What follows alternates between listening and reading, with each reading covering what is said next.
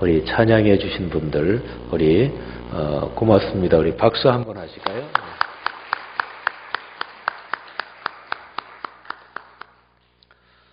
우리 목사님께서 저를 칭찬해 주셔서 아주 기분이 좋습니다.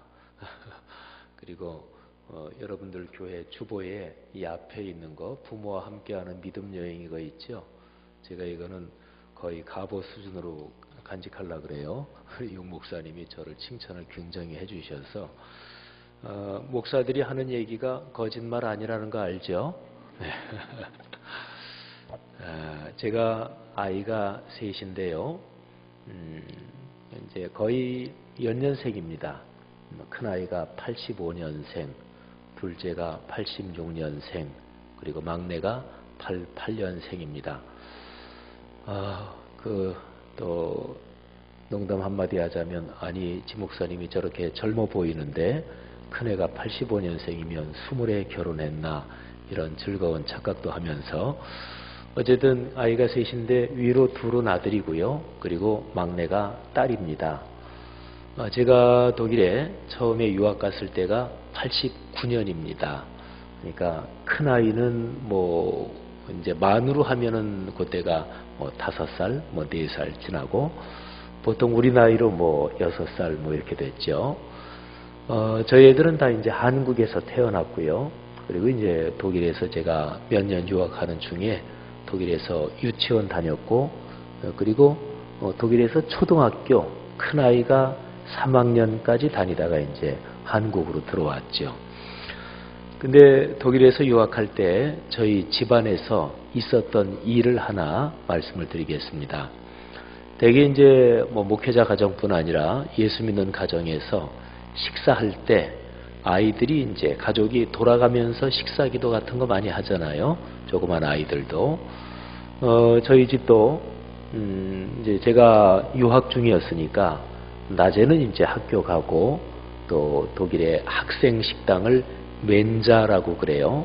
거기서 밥 먹고 그러는데, 저녁은 꼭 이제 대개 집에서 먹었죠. 저녁 식사 기도는 늘 돌아가면서 했어요.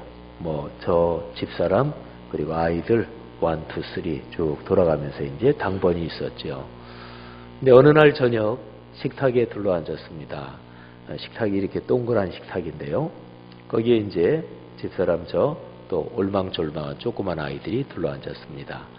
그때가 큰 아이가 초등학교 들어가기 전이었어요.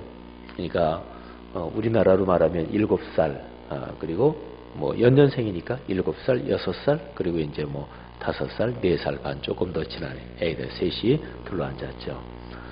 다 이제 식사기도 하느라고 한번 장면을 충분히 상상해 보세요. 그래서 두 손 모고 기도하는데, 그날이 첫째 아이가 기도할 차례였어요. 첫째 아이가 이렇게 기도하는데, 아이들이 기도하는 게 내용이 유별나진 않죠. 맛있는 음식 주셔서 감사합니다. 잘 먹겠습니다.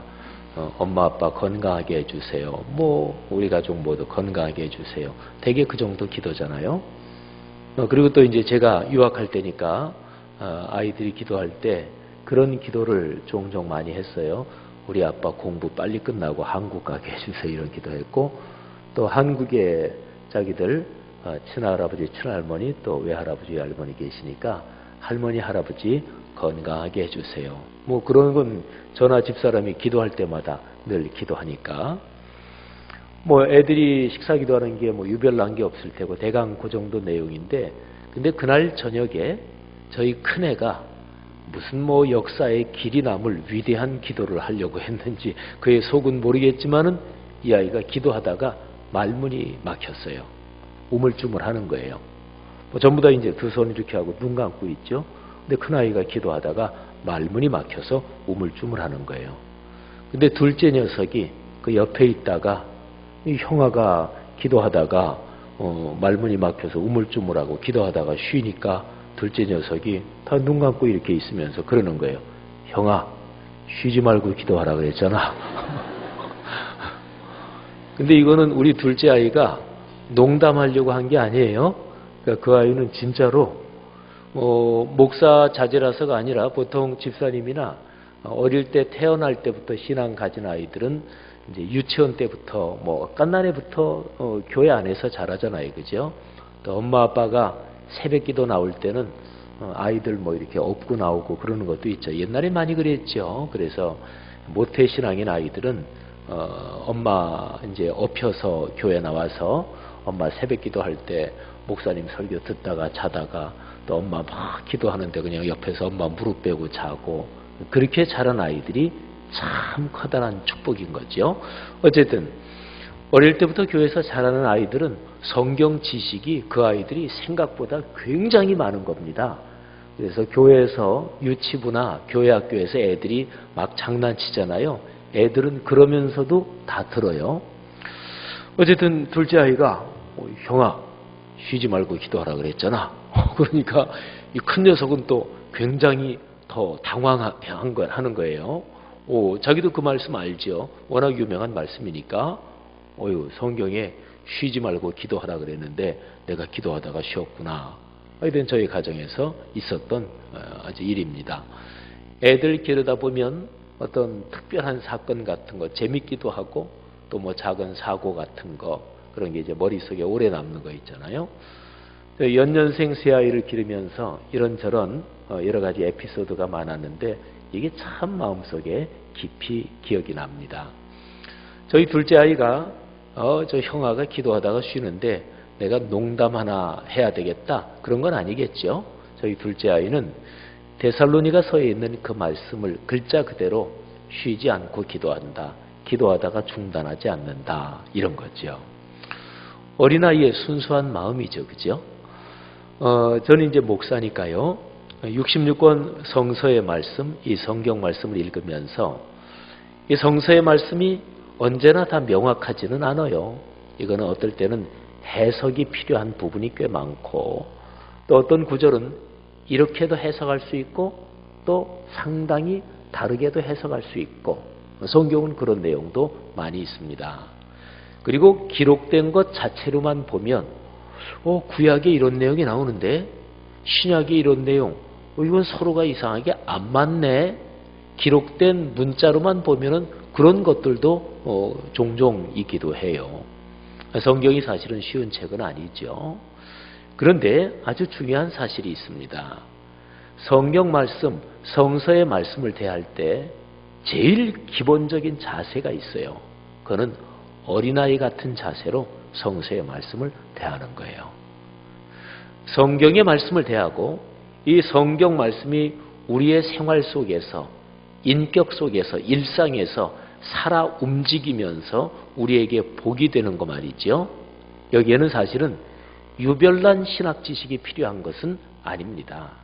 그리고 남보다 굉장히 고도의 성서의 지식이 많이 필요해야 그래야 복을 받는다. 그것도 아닙니다. 우리 기독교 2000년 역사에서 올해가 마침 종교개혁 500주년이 되는 해예요. 1517년에 종교개혁이 일어났으니까 이제 지금 2017년이니까 500주년이죠. 기독교 2000년 역사에서 종교개혁은 굉장히 중요하거든요.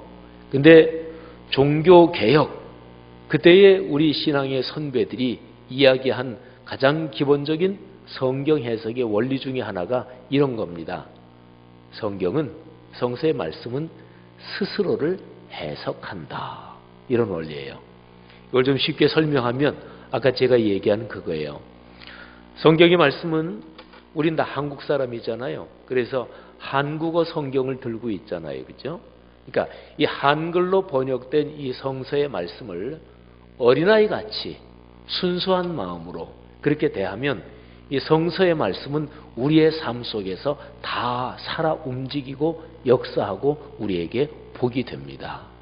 아까 제가 저희 가정에서 있었던 그 얘기 가운데 저희 둘째 녀석이 얼마나 어린아이 같은 마음으로 성서를 대한 거예요. 그잖아요. 어떤 유치원 아이가 교회 학교에 교회 주일에 갔다 왔습니다. 이거는 실제로 있었던 일인지 아니면 누가 신앙의 교훈을 위해서 구성한 얘기인지 그거는 제가 잘 모르겠어요. 근데 이런 일은 있을 법도 합니다. 그러니까 유치부 다니는 아이가 주일에 교회를 갔다 왔어요. 그리고 갔다 오자마자 금방 집에서 막 아빠 성경을 찾는 거예요. 제가 지금 들고 다니는 성경도 여기에 성경 전체하고 찬송가가 합본된 건데 요즘은 종이가 상당히 얇아지고 또 인쇄 그런 게 굉장히 아이디어가 많아져서 요 정도인데 우리 연세 드신 분들 옛날 성경 머리에 다 기억나실 거예요. 이거보다 훨씬 두껍죠. 그죠? 크기도 크고. 근데 교회에 갔다 온 유치부 교회 학교를 갔다 온 아이가 갑자기 아버지 성경 두꺼운 걸 찾더니만 방바닥에 탁 놓고 성경을 딱 밟고 올라섭니다. 엄마가 깜짝 놀랐어요. 아니 저 녀석이 지금 뭐 하는 거야? 너 왜 성경 밟고 올라서 안 내려와? 하고 엄마가 팍 뭐라 그러는데 애가 눈을 딱 감고 그냥 딱 서가지고 안 내려오는 거예요.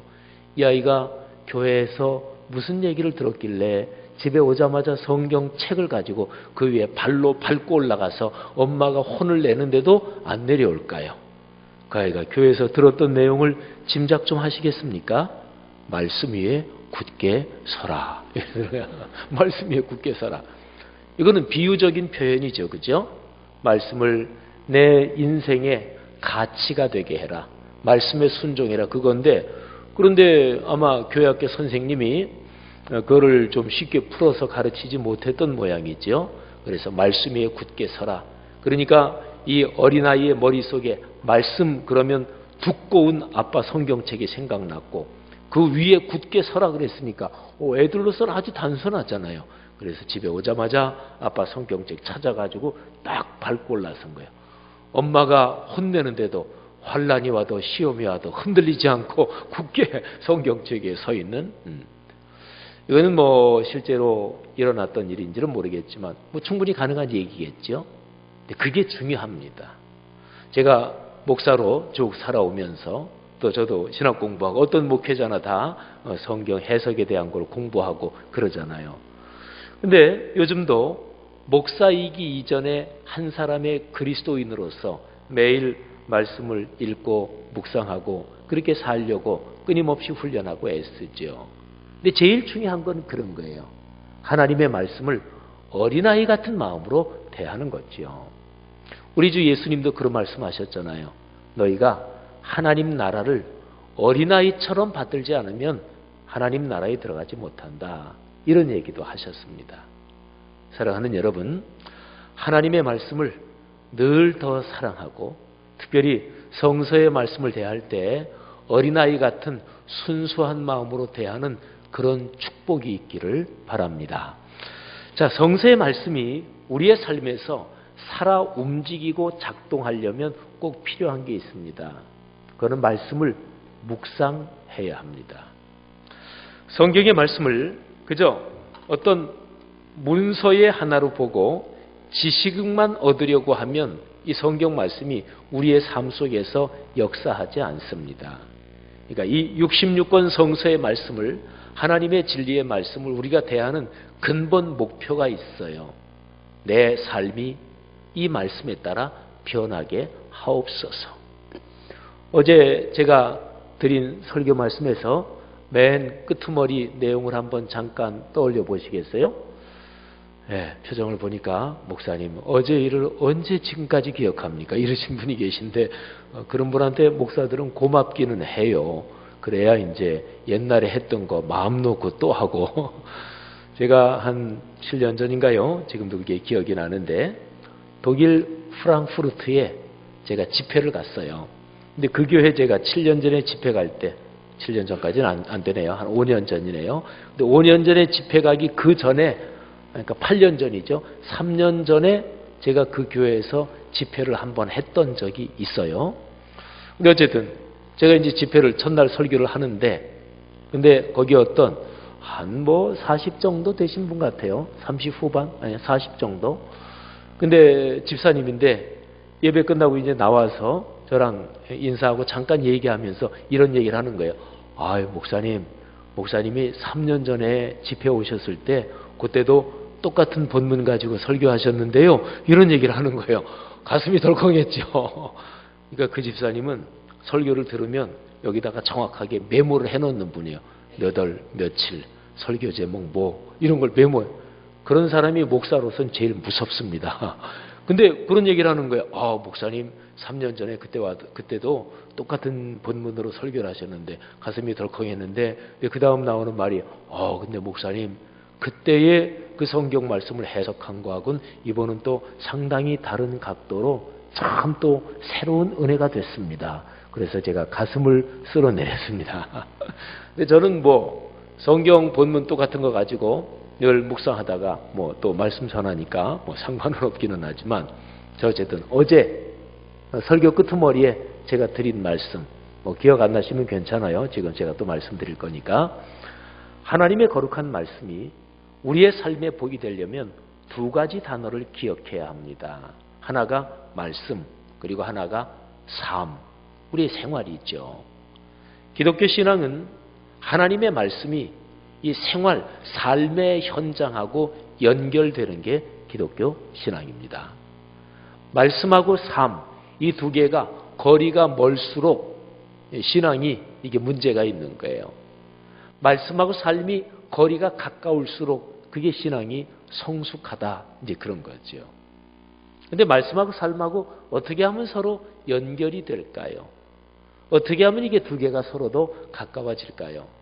그거는 우리는 삶의 현장에 있잖아요. 생활 현장에 있잖아요. 근데 생활 현장에 있는 살아가는 사람으로서 하나님의 말씀을 계속해서 생각을 해야 돼요. 생각을 해야 됩니다.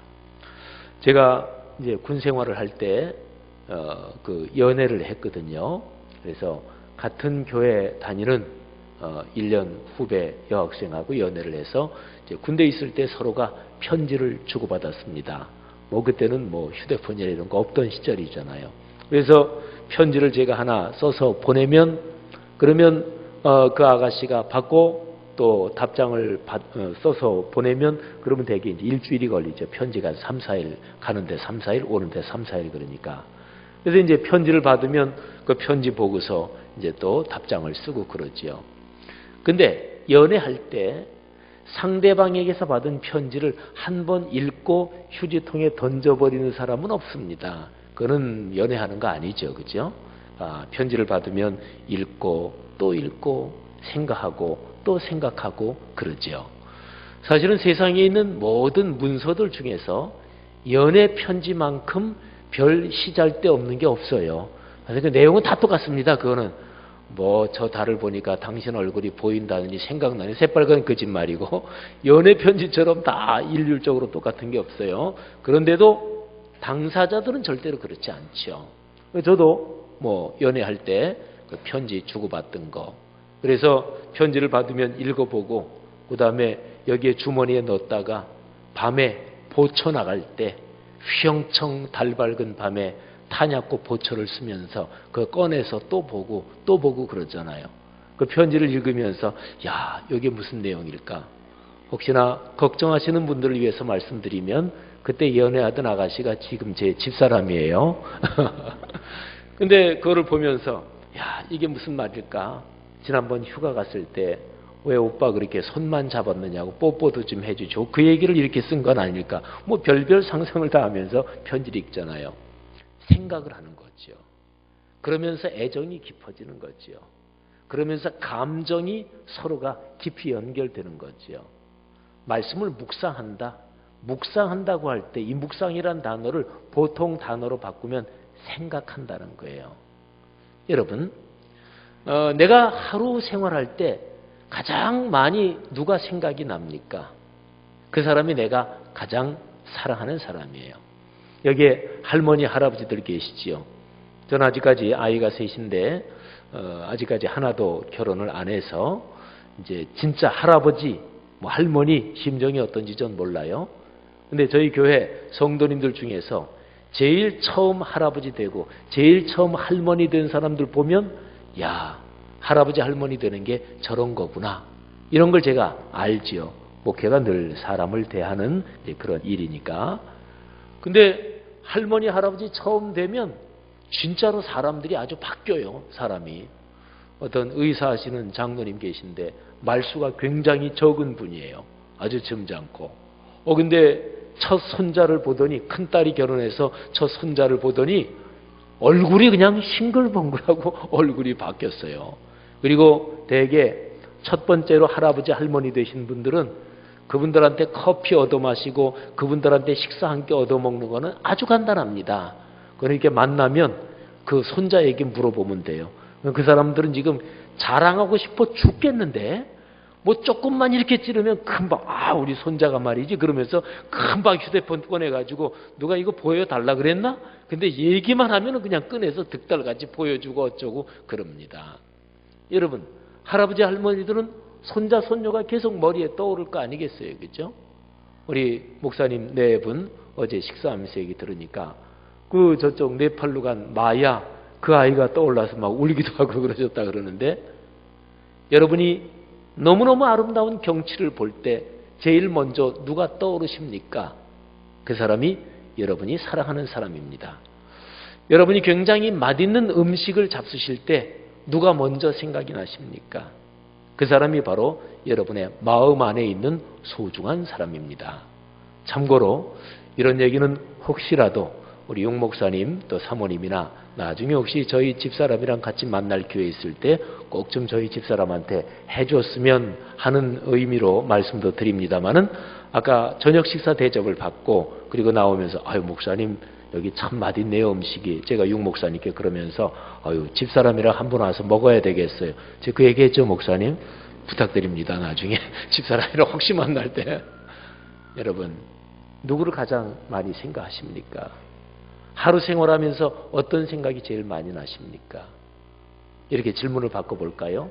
성경 말씀 얼마나 생각하십니까? 주님을 얼마나 많이 생각하십니까?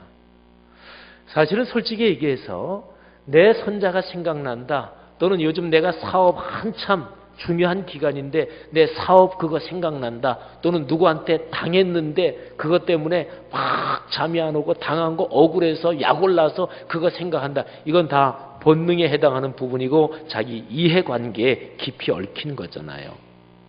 사실은 주 예수 그리스도 나를 사랑하시는 하나님이 그런 것만큼 생각나는 게 그렇게 쉽진 않아요. 그래서 필요한 게 훈련입니다. 신앙은 훈련돼야 돼요.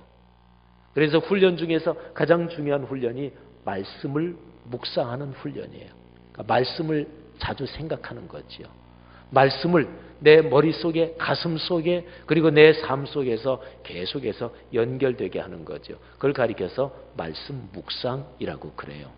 그러면 묵상하면 그 말씀이 내 삶하고 자꾸 연결이 되기 시작합니다. 내 삶 속에 나도 모르게 점점 스며들어와요. 그래서 말씀이 내 생각 속에 그리고 내 가치관 속에 내가 말하고 판단하는 거기에 말씀이 나도 모르게 스며드는 거죠. 그래서 말씀에 따라 내 인격과 일상이 변화되는 거죠.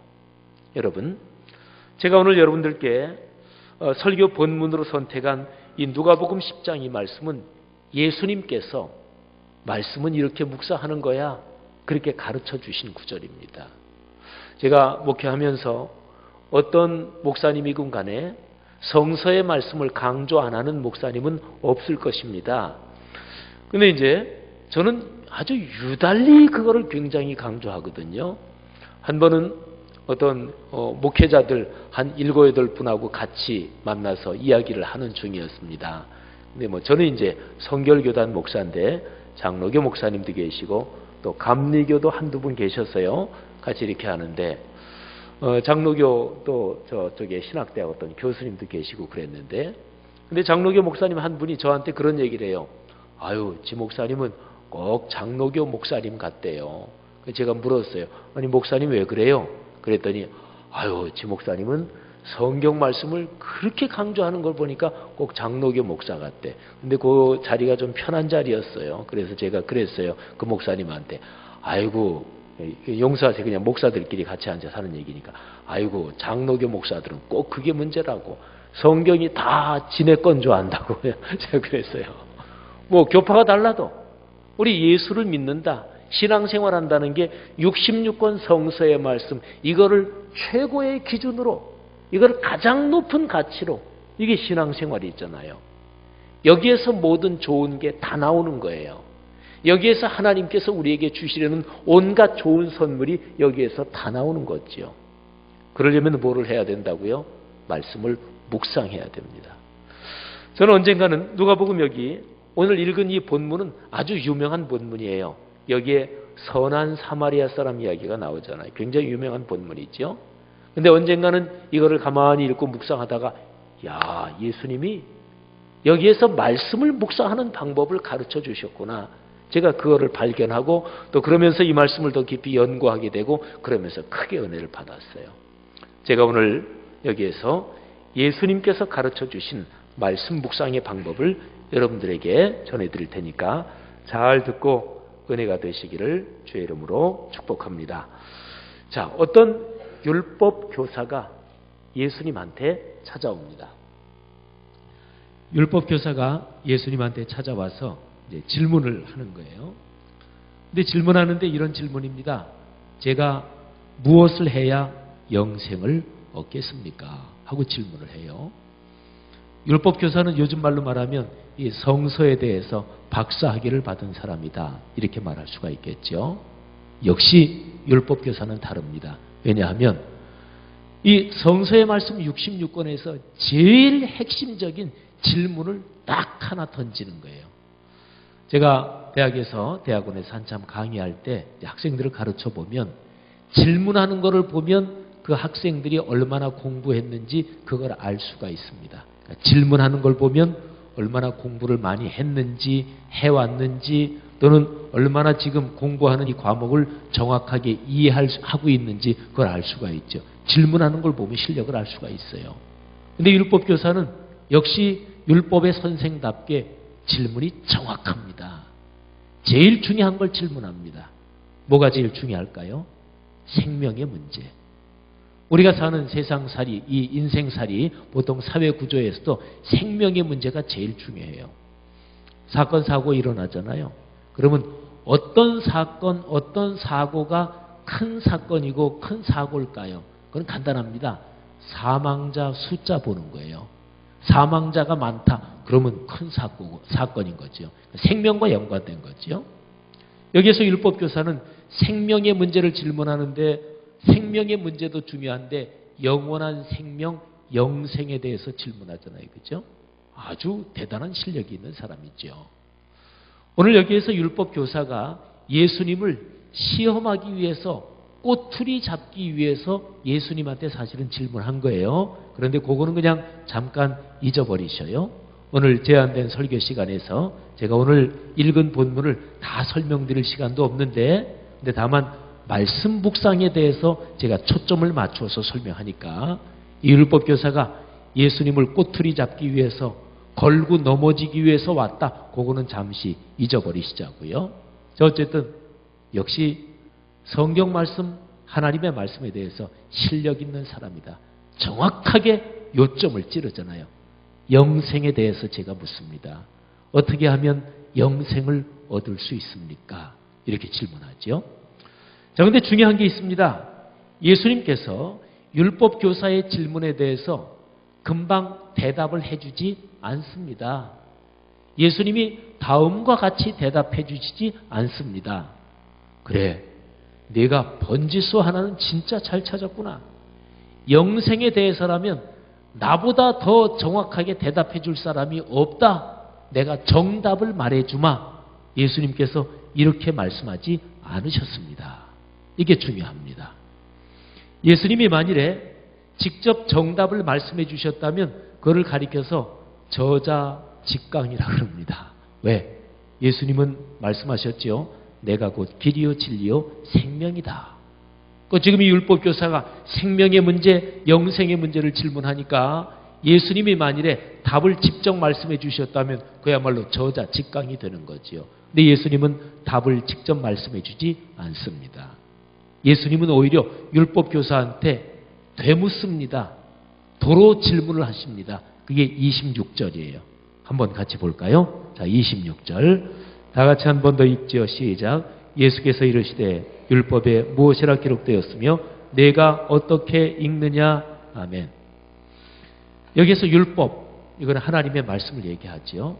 제 뒤에 성경이 놓여 있죠. 저희 교회도 똑같습니다. 가운데 십자가가 있고 거기에 성경이 있는데요. 말하자면 율법교사가 이렇게 질문하니까 예수님 자신이 당신이 직접 내가 대답해 주마 이러지 않으시고 당신은 옆으로 이렇게 비켜 쓰셨어요.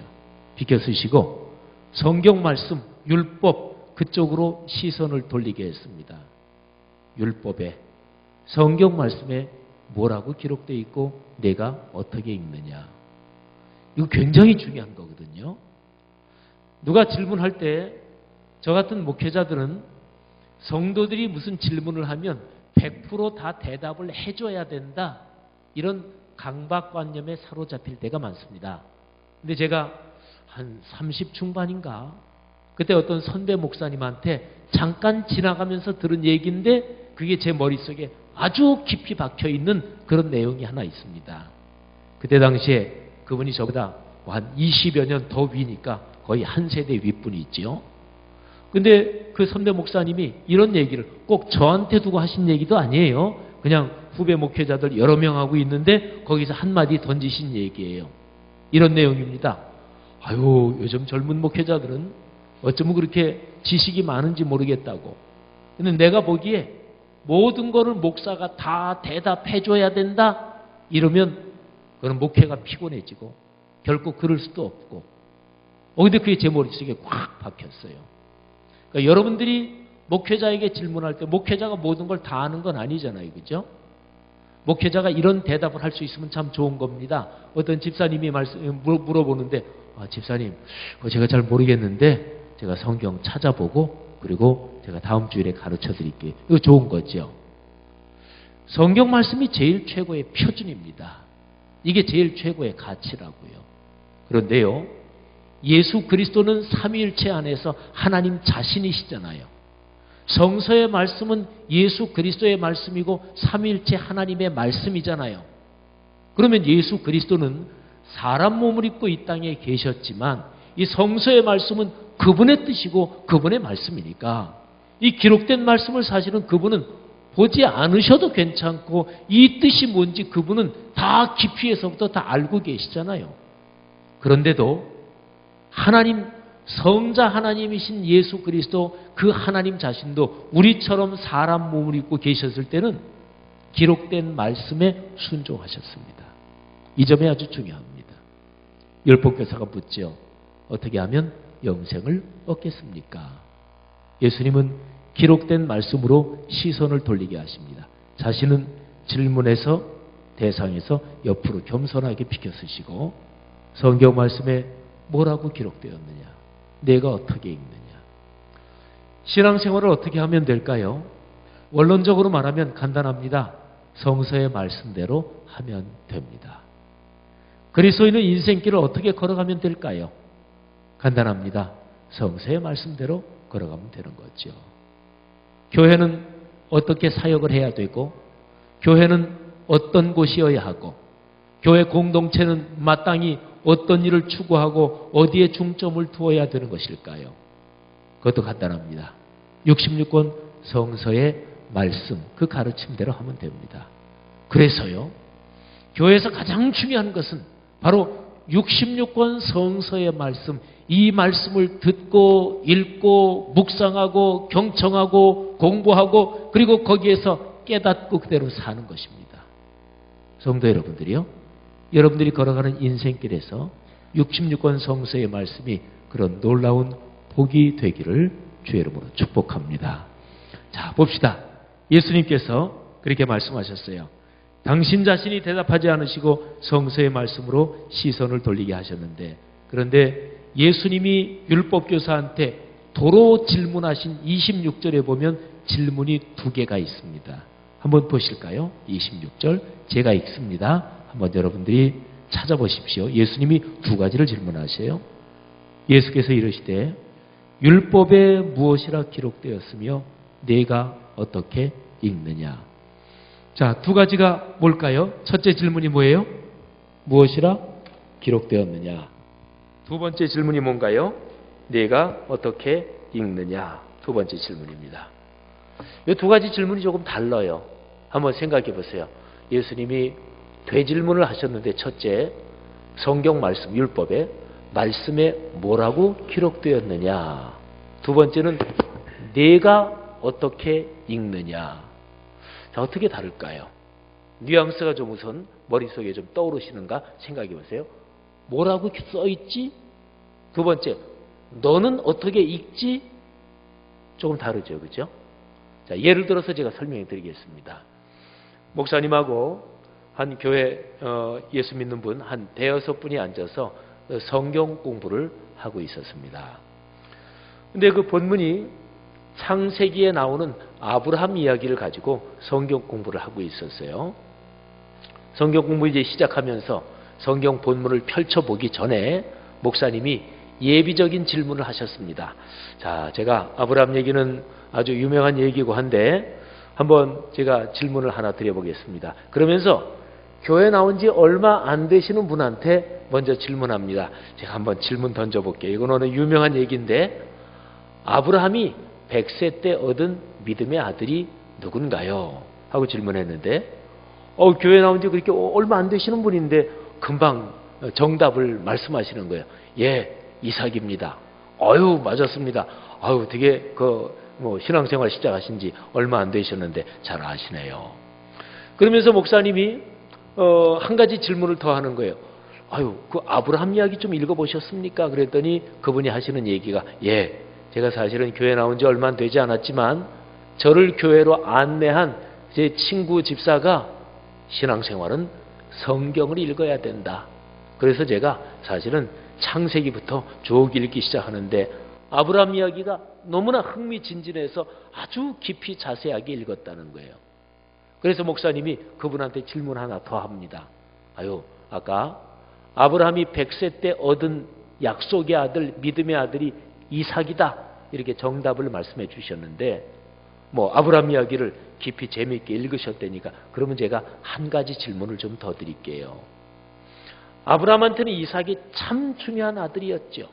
100세 때 얻은 아들이고 그야말로 어떤 면에서는 생명보다 더 소중한 아들이었습니다.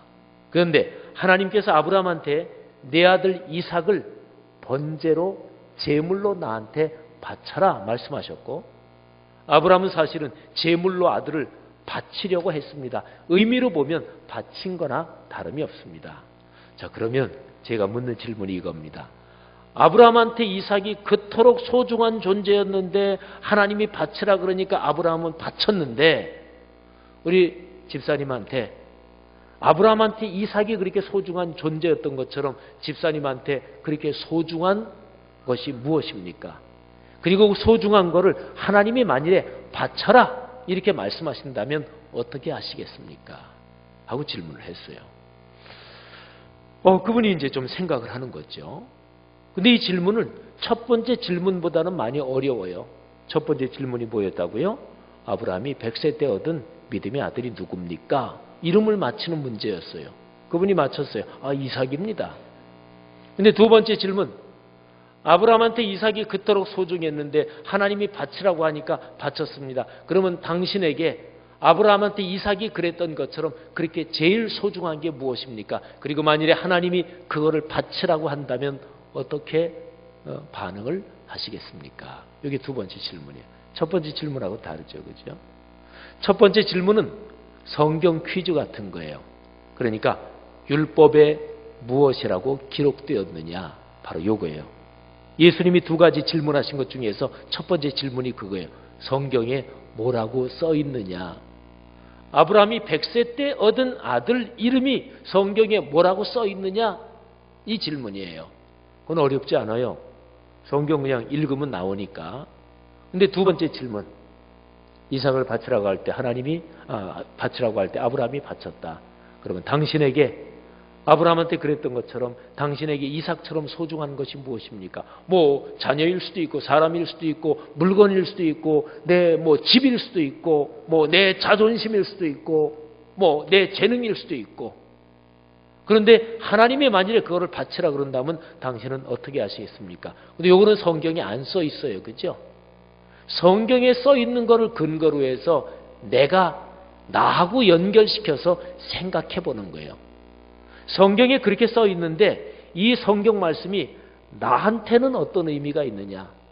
나한테 어떻게 살아야 된다고 얘기하고 있느냐? 내가 어떻게 행동할 거를 요청하고 있느냐? 이게 두 번째 질문이. 이게 바로 내가 어떻게 읽느냐. 바로 요 점입니다. 예수님께서 가르쳐 주신 말씀 묵상의 방법은 아주 제일 중요한 게 이 두 가지입니다. 첫째로 성경에는 뭐라고 써 있니? 두 번째, 그렇게 써 있는 거 거기에 비추어 보면 너는 어떻게 살아야 되니? 이 두 가지입니다. 제가 한 가지 예를 더 드릴게요. 신약 성경에 에베소서가 나오죠. 근데 에베소서에 부부관계 또는 부모와 자녀관계, 가정에 대한 말씀이 나와요. 에베소서 5장에 나와요. 자, 어느 교회에서 5월달 가정의 달에 강사 목사님을 한 분을 초청했습니다. 근데 그 강사 목사님은 신학교에서 가르치는 교수님이시면서 목사님이셨어요. 근데 그분이 박사학위를 받은 게 에베소서 연구를 해서 박사학위 논문을 써서 박사학위를 받으신 분이에요.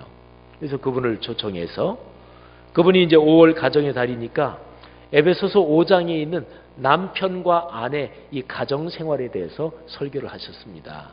아내들이요, 교회가 그리스도에게 순종하듯 남편에게 순종하라. 또 남편들이요, 그리스도께서 교회를 위해서 자기 자신의 목숨까지 주신 것처럼 그렇게 아내를 사랑하라. 이 본문을 가지고 설교를 하셨습니다. 근데 그 교수님이요 목사님인 그분은 에베소서를 연구해서 박사학위를 받으신 분이니까 에베소서 그 신약 성경 그 본문의 헬라어 원어의 뜻, 그 당시의 가정생활, 부부관계의 그 당시의 풍습, 뭐 성경의 배경 이런 걸 너무너무 잘 알고 계실 거 아니겠어요? 그래서 그분이 또 설교도 열심히 하셔서 성도들이 다 은혜를 받았어요. 집회가 끝났습니다. 끝나고 나서 어떤 집사님 내외분이 그 강사 목사님 모시고 또 목사님, 담임 목사님 내외분 모시고 식사를 하게 됐습니다. 그런데 집사님 내외분 중에서 남편 집사님이 굉장히 크게 은혜를 받았어요. 그래서 식사하면서 그 강사 목사님, 그 교수님한테 질문을 합니다. 아유, 목사님, 아까 설교하실 때 남편들이 부인한테 잘해야 된다고 하는데 이런 경우 말씀하셨는데 아유, 목사님, 저도 목사님 말씀 듣고 한번 그렇게 잘해야 되겠다 하는 결심을 했습니다.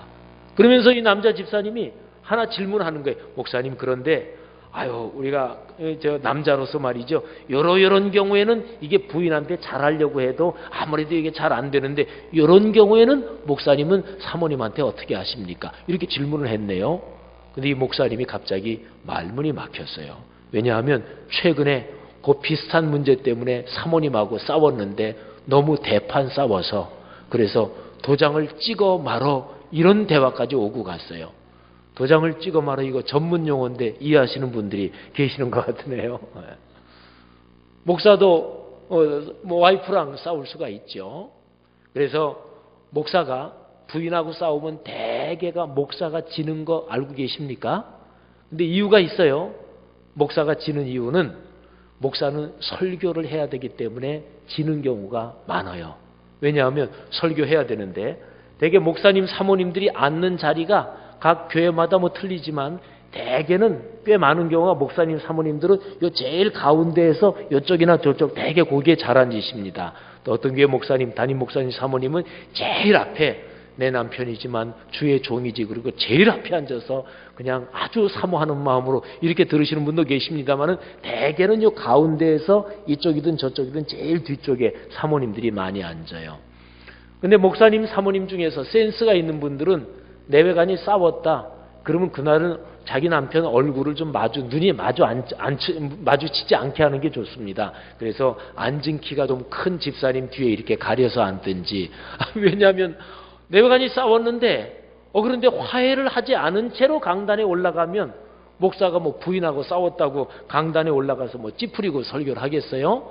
방긋방긋 웃으면서 설교해야지. 그런데 자기 부인이 싸우고 화해도 안 하고 올라가서 설교하는데 방긋방긋 웃으면서 설교하면 부인이 그런 생각은 안 하겠지만 남자로서 어떤 생각이 드냐면 아이고 내 와이프가 저 사람 저거 나랑 싸우고 화해도 안 하고 또 설교할 땐 저렇게 방긋방긋 웃으면서 설교하네. 그럴 거 아니겠어요.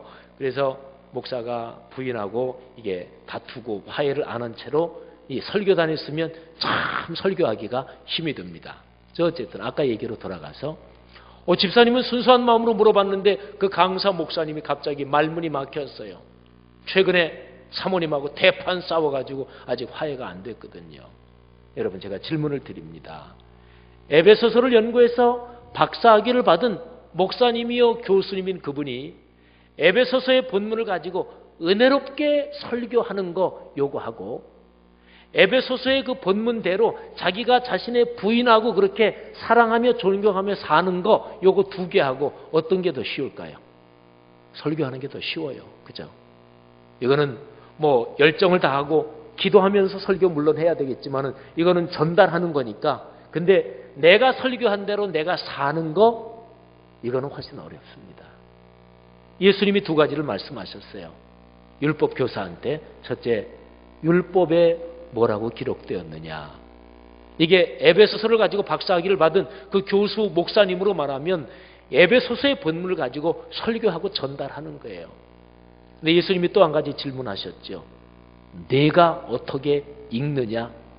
너는 그거를 어떻게 읽고 하나님이 거기에서 너한테 무슨 말씀을 하신다고 생각하고 그래서 너는 그 말씀에서 따라서 어떻게 사느냐 이걸 질문한 거예요. 이거는 에베소서 가지고 박사학위를 받은 그 교수여 목사님이 그분의 부인하고의 관계에서 성경적으로 그렇게 부인을 사랑하며 서로 존경하며 그렇게 사느냐 이 문제인 거죠. 여러분 하나님의 말씀이 우리의 삶으로 다가온다. 그럴 때는 이렇게 두 가지의 차원이 있습니다. 한번 생각해 보십시오. 여러분은 어떠십니까? 이 두 가지가 다 필요한 거예요. 성경에 뭐라고 써 있느냐? 이거를 모르면 어떻게 성경대로 살겠어요? 그죠? 그러니까 성경에 뭐라고 써 있는지 잘 알아야 됩니다. 와서 여기 교회 주보 보니까 성경 통독하시네요. 저희 교회도 작년부터 통독을 합니다. 그래서 전 교인이 몇 독을 하자 이렇게 정해놨는데 작년 1년 동안 목표 달성을 못했어요. 그래서 작년 연말 지나서 올해까지 계속 하고 있습니다. 성경을 통독하셔야 돼요. 성경 지식적으로 알아야 돼요. 성경에 뭐라고 써 있는지는 알아야 되잖아요. 예수님이 질문하신 첫 번째예요. 세상에는 알아야 될 것들이 참 많이 있습니다. 삶에서 알면 기묘한 지식이 참 많이 있습니다. 제가 며칠 전에 저희 교단에서 은퇴하신 지금 74 정도 되신 어떤 선배 목사님이에요. 무슨 은퇴하신 목사님들 몇 분 모시고 식사하는 자리였어요. 근데 뭐 80이 훌쩍 넘으신 분도 계시고 그분들은 연배 차이가 많이 나니까 그 70 한 몇 되신 그 선배 목사님은 은퇴하시기 전에도 이렇게 저렇게 만나기도 하고 그래서 좀 친근감이 있죠. 제가 그 선배 목사님한테 질문을 했어요. 아유 선배님 은퇴하시고 나니까 좀 한가하십니까? 그랬더니 그분이 하시는 얘기가 아유 지 목사 더 훨씬 바빠. 그래서 이 선배님 뭐 때문에 그렇게 바쁘세요? 그분이 이제 농담을 좀 하시는 건데 이렇게 얘기하시는 거예요. 그분이 사시는 데가 서울시립대학교 그 바로 근처예요. 아유 운동하느라고 하루에 2시간 한 이상 2시간 반 정도를 꼬박꼬박 운동을 하신대요. 근데 하시는 얘기가 아유 내가 꼭 그렇게 하지는 말라 그랬는데 그 넓은 정원을 날 위해서 사람들 그리 월급 줘가면서 그렇게 가꾸고 그러느라고 내가 그렇게 산책하라고 이렇게 정원을 갖고 놓는데요. 서울시립대학 운동장을 얘기하는 거예요. 뒷마당하고 이런 걸. 그러면서 우리 집이 바로 옆이니까 그렇게 그냥 학교에서 월급 들여가지고 운동장 또 그때 뒤쪽에 뭐 숲 같은 것도 있나 봐요. 그래서 남들이 다 그렇게 준비해 놓은 거 그냥 눈이 오나 비가 오나 그냥 늘 학교 교정 잘 갖고 놓은 거 거기가 자기 집 정원이라고. 그래서 거기를 꼭 여러 바퀴씩 걷고 그다음에 또 하나는 자기가 이제 근력이 있어야 되는데 나이가 어느 정도 이상 되면 근육량이 빠지는 게 이게 보충이 잘 안 된대요. 그래서 걷는 게 참 좋은 운동인데 그 선배 목사님 얘기는 나이가 어느 정도 들면 걷는 것만 가지고는 근육량이 빠지는 게 보충이 안 된대요. 그래서 아주 좋은 게 계단을 걷는 거예요. 그게 아주 좋은 거래요. 그러면서 그분이 하시는 얘기가 아유 우리 집에서 조금만 걸어가면 날 위해서 그렇게 한 10층짜리 건물 체력 단련실을 그렇게 여름이면 냉방해주고 겨울이면 난방해주고 아유 내가 미안해서 그렇게 하지 말라 그러는데 꼭 그렇게 날 위해서 10층짜리 건물을 그렇게 해주는데 그게 롯데 백화점 얘기예요.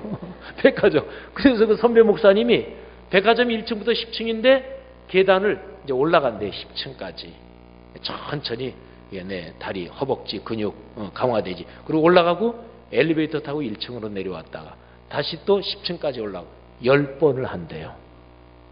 10번을 하면 땀이 그냥 쫙 난대요. 그러면서 하시는 얘기가 아유 그 시립대학교도 그 날 위해서 너무 그렇게 돈 쓰지 말라 그러는데 그렇게 사람들 사가지고 그냥 잘 갖고 놓고 또 롯데 거기는 그냥 그렇게 냉난방 다 해주면서 날 위해서 체력 단련실을 그렇게 계단실을 늘 그렇게 깨끗하게 해놓는다고 농담을 하시면서 제가 그 얘기를 듣고 제가 엊그제 저희 집 제가 사는 아파트가 15층이거든요. 제가 1층에서 15층까지 걸어 올라갔어요. 그리고 다시 엘리베이터 타고 내려와서 또 한 번 걸어 올라가고 그리고 이제 엘리베이터 타고 6층 제가 사는 데가 6층이거든요. 근데 제가 작년에 저희 교회 건물이 이제 10층짜리 건물이거든요. 그래서 제 방은 7층에 있는데 본당 레벨은 3층이에요. 그래서 내려갈 때는 계단으로 내려가는데 올라올 때는 제가 늘 계단으로 올라가요. 그리고 3층 예배 끝나고 7층까지 올라가고 거기서 9층까지 가서 저쪽으로 건너가서 내려가고 하여튼 주일에 제가 올라가는 거는 엘리베이터 타지 않고 계속 계단으로 올라가면 보통 일반 아파트로 계산하면 어느 주일인가는 한 60층을 제가 걷더라고요. 운동되고 참 좋더라고요. 한동안 그렇게 하다가 또 조금 게을러져서 요즘 안 했었거든요. 근데 선배 목사님 그 얘기 듣고 맞아 내가 해야 되겠다. 이 생각이 다시 동기유발이 됐어요. 여러분 살면서는 신체의 건강을 비롯해서 정신이 아름답고 정신이 용기 있게 되는 것 그리고 우리의 영혼이 하나님의 은혜로 풍성해지는 것 하여튼 신체적인 정신적인 영적인 걸 포함해서 알아야 될 지식이 많이 있어요. 어떤 지식은 그 지식을 제대로 알고 동기유발이 돼서 실천하면 평생 행복해지는 그런 지식도 많이 있어요. 사랑하신 여러분, 알아야 될 지식 가운데 제일 중요한 지식이 무엇일까요? 그게 바로 66권 성서의 말씀이에요. 이 말씀에 투자하고 이 말씀을 기억하고 이 말씀을 묵상하는 것 이것보다 커다란 투자가 없는 거지요. 오늘 예수님께서 이 말씀을 통해서 우리에게 말씀을 묵상하는 게 뭔지 그거를 가르쳐 주시는 거예요. 크게는 두 가지예요. 성경에 뭐라고 써 있더냐. 두 번째, 그래 뭐라고 써 있는지 알았느냐? 그러면 그 써 있는 내용이 너한테는 무슨 요청을 하시느냐? 그 요청에 따라서 너는 어떻게 살아야 한다고 생각하느냐? 이거예요. 자 보세요. 예수님께서 율법 교사하고 대화를 계속 쭉 이어지잖아요. 거기서 제가 아주 중요한 두 구절만 잠깐 설명을 드릴 테니까 한번 보십시오. 29절 말씀. 29절 한번 다 같이 읽겠습니다. 시작. 예수께서 이르시되 내 대답이 옳도다. 이를 행하라. 그러면 살리라 하시니. 자, 29절을 잠깐 더 들여다보고 계셔요. 29절에서 세 글자로 된 아주 중요한 단어 세 개를 제가 뽑아 드리겠습니다. 첫째, 옳도다. 두 번째, 행하라. 세 번째, 살리라. 자, 여러분, 예수님하고 율법교사하고 대화하는 거잖아요. 율법교사는 성경에 뭐라고 써 있는지 정확하게 100점짜리로 맞췄어요. 근데 이 율법교사는 그 써 있는 대로 내가 어떻게 살아야 되는지 그건 얘기 안 하고 슬쩍 그냥 넘어가려고 하니까 예수님이 지금 이 얘기 하시는 거예요. 내 대답이 옳도다. 그런데 중요한 것은 행하라. 그래야 내가 삶에서 누린다. 이 얘기를 하시는 거예요. 율법교사가 예수님을 걸고 넘어지려고 지금 꼬투리 잡으려고 찾아왔다 그랬죠. 그래서 자세하게 지금 그 설명은 드릴 시간은 없고 율법교사가 계속 시비를 걸고 어깃장을 놓는 거예요. 그래서 예수님이 선한 사마리아 사람 이야기를 해주셔요. 근데 선한 사마리아 사람 이야기를 다 끝내시고 나서 예수님이 제일 마지막 결론적으로 하시는 얘기가 37절이에요. 자, 37절 다 같이 한번 또 볼까요? 우리 같이 한번 읽겠습니다. 37절 시작. 이르되 자비를 베푼 자니이다. 예수께서 이르시되 가서 너도 이와 같이 하라 하시니라. 아멘. 37절을 잠깐 더 보고 계셔요. 37절에서 예수님께서 하신 대답에서 두 글자로 된 중요한 단어 세 가지를 제가 뽑겠습니다. 첫째, 가서. 두 번째, 너도. 세 번째, 하라. 여러분, 가서 어디로 가란 얘기예요? 삶의 현장으로. 그리고 누가? 너도. 네가. 다른 사람 얘기할 거 없다. 너부터. 네가 실천하는 게 중요하다. 그리고 세 번째, 네가 그렇게 하라. 예수님이 가르쳐 주신 모든 이야기, 모든 말씀에는 제일 끄트머리에 반드시 등장하는 게 있습니다. 그는 이렇게 살아야 된다. 늘 그게 등장해요. 산상설교 기억하시죠? 예수님께서 마태복음 5장, 6장, 7장 거기에 예수님께서 산 위에서 가르쳐 주신 빼어난 가르침이 기록이 되어 있습니다. 산상설교 맨 마지막에 있는 그 말씀, 강조하신 말씀 유명하잖아요. 내 이 말을 듣고 행하지 않는 사람은 모래 위에 집을 세운 사람과 같다. 내 말을 듣고 실천하는 사람은 반석 위에 집을 세운 사람과 같다. 사랑하는 여러분, 문제는 실천이에요. 문제는 어떻게 사느냐 하는 것입니다. 제가 오늘 설교 초반에 저희 둘째 아이가 형아 쉬지 말고 기도하라 그랬잖아. 그 얘기 해드렸죠. 근데 그 얘기에 대해서 제가 멋진 신학적 해석을 해드리고 오늘 제 설교를 마치겠습니다. 제가 전공이 교회 역사거든요. 근데 2000년 교회 역사에서 신앙이 제일 깊었던 분들, 이른바 하나님의 사람, 거룩한 분들 이렇게 불렀던 신앙의 선배들은 데살로니가 전서 5장 16절, 17절, 18절 여기에 항상 기뻐하라, 쉬지 말고 기도하라, 범사에 감사하라. 데살로니가 전서 5장 17절 말씀, 쉬지 말고 기도하라, 이 말씀을 우리 둘째 아이처럼 해석했어요. 진짜로. 이거는 모르셨죠, 그죠? 그러니까 우리 신앙의 선배들은 쉬지 말고 기도하라 이 구절을 어린아이처럼 받아들였어요. 그러면 쉬지 않고 기도해야 되잖아요. 그래서 기독교 2000년 역사에서 생겨난 기도문이 예수 기도라는 기도문이에요. 그거는 뭐 다른 이름으로도 불리는데 그거는 이런 거예요. 아주 짧은 한 문장의 기도예요. 라틴어로 말하면 키리에 엘레이손. 키리에가 주여, 엘레이손 나를 불쌍히 여기소서. 키리에 엘레이손. 우리말로 하면 주여 나를 불쌍히 여기소서. 한 문장이잖아요. 이거는 언제나 기도할 수 있습니다. 길을 걸어가면서도 주여 나를 불쌍히 여기소서. 주여 나를 불쌍히 여기소서. 일을 하면서도 주여 나를 불쌍히 여기소서. 주여 나를. 입으로 읊조릴 수가 있잖아요. 항상 기도할 수 있잖아요. 쉬지 말고 기도할 수 있잖아요. 그러니까 데살로니가 전서 5장에 나오는 그 말씀, 하나님의 거룩한 말씀이 쉬지 않고 기도하라 그랬는데 그러면 그대로 해야 될 거 아니겠어요? 그래서 우리 2000년 기독교 역사의 신앙의 선배들이 예수 기도 한 문장으로 된 언제든지 읊조릴 수 있는 그런 기도가 탄생한 배경 중에 하나예요. 자, 그런데 문제가 하나 있는데요. 잠잘 때는 어떡할까요? 잠잘 때는 어차피 쉬어야 되잖아요. 잠꼬대도 주여 나를 불쌍히 여기소서 이런 잠꼬대를 한다는 보장이 있으면 모르죠. 잠꼬대는 안 되잖아요. 그죠? 자기 마음대로. 그래서 우리의 신앙의 선배들이 잠자는 시간은 이렇게 해결을 했어요. 내가 누구한테든지 간에 선행을 베풀고 누구를 진정으로 순수하게 도와준 사람, 나에게 도움을 받은 사람 중에서 그 어떤 한 사람은 내가 잠자는 시간에 깨어서 기도하고 있을 거다. 이렇게 해결을 했어요. 해결이 너무나 억지춘향 뜯어맞추기인가요? 그러지 않죠. 그분들의 마음이 곱잖아요. 그죠? 사랑하신 여러분, 다시 한번 말씀드립니다. 성서 66권의 말씀이 우리의 삶에서 살아 움직이고 내 삶에 복이 되는 가장 기본적인 태도, 그런 말씀을 어린아이 같은 마음으로 마음을 열고 받아들이는 거예요. 여러분, 사시는 내내 말씀 묵상하며 인생길을 걸으시기를 바랍니다. 가장 커다란 투자입니다. 절대로 손해보지 않으십니다.